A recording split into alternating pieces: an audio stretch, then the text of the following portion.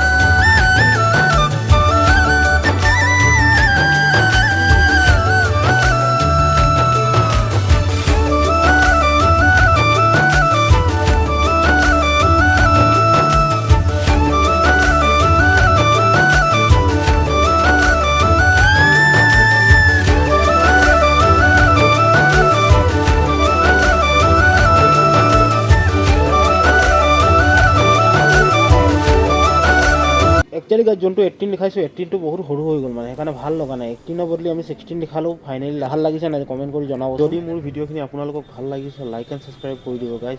তো ফাইনেলি আমাৰ ফুল মডিফাই হৈ গ'ল গাইজ। স্কুটিখন কেনেকুৱা লাগিছে কমেণ্ট কৰি জনাবচোন আপোনালোকক যদি ভাল লাগিছে।